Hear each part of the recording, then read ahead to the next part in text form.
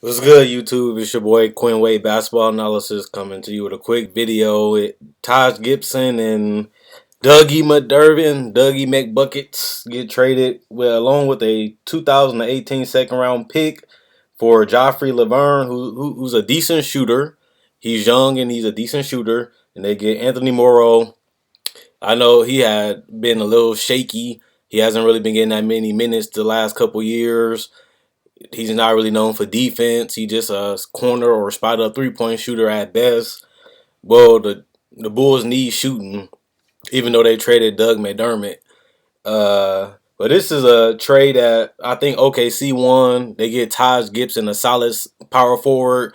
Only problem is his contract up this year. So if he don't work out, or just like I said with DeMarcus Cousins, if the trade doesn't work out or he don't like playing for OKC, he can always leave. But the positive is that he can knock down a mid-range jumper. He's a decent free throw shooter. He's a good rebounder for his size and his athletic ability. And on top of that, he's a hard-nosed defender. He know how to guard the post. He know how to wall off defenders. And on top of that, he can get block shots every once in a while. He's not like a crazy shot blocker, but he can protect the paint.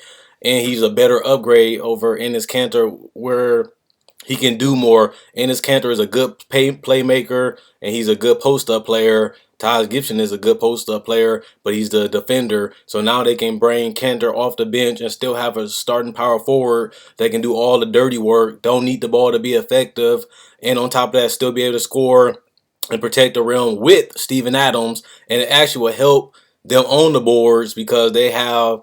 Well, the problem is they gonna have to put Sabonis on the bench, which he's a stretch four, and since Taj Gibson isn't a stretch four, he's gonna be more of a perimeter player, 15 foot, well 5 to 15 foot, just a dunker and a mid range shooter and just some floaters. But since Sabonis goes to the bench, they're gonna lose their floor spacing. This might also cut Russell Westbrook rebounds down too, because you have Steven Adams getting 7, Taj Gibson gonna get 7, 8, 9. But like I said, they got less talent, which means they gonna miss more shots. So he might average more rebounds. And on top of that, you still got Enes Kanter who comes off the bench and still averages 6 to 7 rebounds. So this might decrease Russell Westbrook rebounding. He's still he probably one of the best rebounding guards of all time. And on top of that, he knows how to get the rebound. Sometimes he forces it, sometimes he let the rebound come to him because the rebounds be long sometimes. But he is an aggressive rebounder. But you might see it go down just a little bit because you got Kanter, Gibson, and Adams. But like I said, the back half of this that's bad is that Doug McDermott and Taj Gibson is in a contract. Like, okay, they can get paid now. So if they play good, they're going to get paid more, which the Thunder can't afford to pay them because they paid Russell Westbrook, Steven Adams, Victor Oladipo already. So they're going to be like the Pelicans stuck. If they can't keep Taj Gibson, they already got Enes Kanter, they already got Steven Adams, Oladipo, and Russell Westbrook under long-term contracts that already ate at the cap.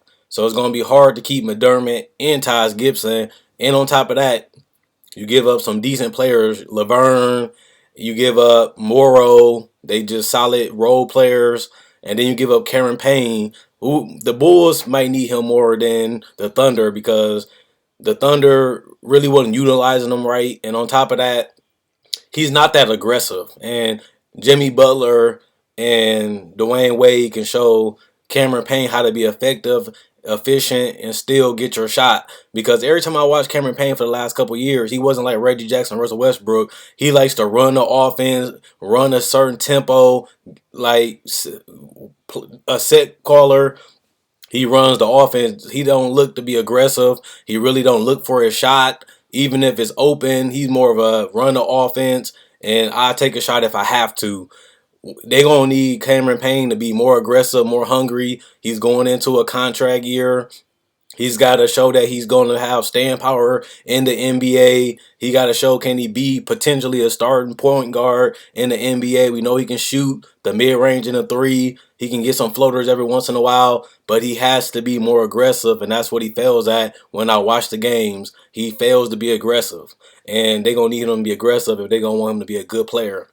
but he do add outside shooting. Same with Laverne, same with Morrow, and now Cameron Payne. They got more outside shooting, so it's good with the Bulls for that. Also, like I said, OKC they get a pick, so they get some youth coming in. But the problem, I want to say this before the video ends, OKC continues to get picks. They got Perry Jones, Kevin Durant, James Harden, Reggie Jackson, uh, Steven Adams. They have a lot of picks that they've been getting, but they haven't been able to keep them.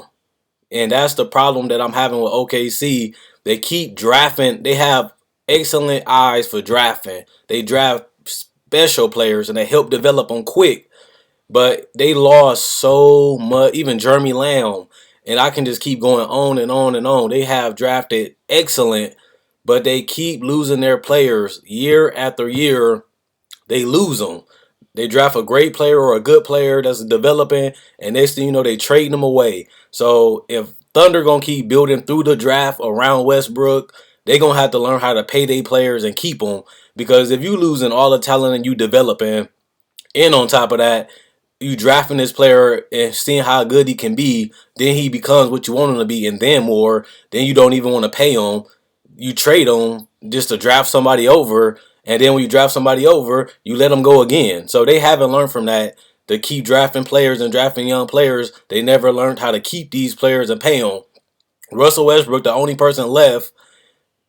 Everybody else left, and they not even 30. Kevin Durant not 30, Serge not 30, James not 30, Reggie not 30, Jeremy Lamb, none of them is 30, and they lost them already. So if you're going to draft players, you got to learn how to keep them, and that's their biggest problem is drafting and not keeping the players. But I think this is a good trade for both sides. Even if the Bulls want to buy him out, they'll have some cap space coming into next year. Like I said, Taj Gibson getting paid $7, $8, or $9 million is not an expensive contract, but he's playing solid, so he gonna have people pursuing him because he can protect the paint and score.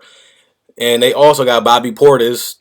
When I went to Summer League, I seen him play live. He's a mid-range shooter. He long, he lanky, he a finisher. He a decent free throw shooter. So now that Taj Gibson is gone, it opened up more minutes for Bobby Portis to get more minutes. And Doug McDermott, he's a guy, like I said, if he has a good season with the Thunder, they're going to have to pay him. And if they don't want to pay him, they might lose Taj Gibson and McDermott for basically nothing. You're going to lose all the players that you had for basically nothing, just like they did with Reggie Jackson and James Harden. I think they only got Steven Adams left and Enes Kanter. And Enes Kanter come off the bench. So, and they paid him like $70 million to come off the bench. So if you're going to get your young players, you got to learn how to keep them and develop them. And when they develop, keep them for longer terms, not just one contract. So that's all I got to say. And I got another video coming up about the Nerlens Noel trade. So stay tuned.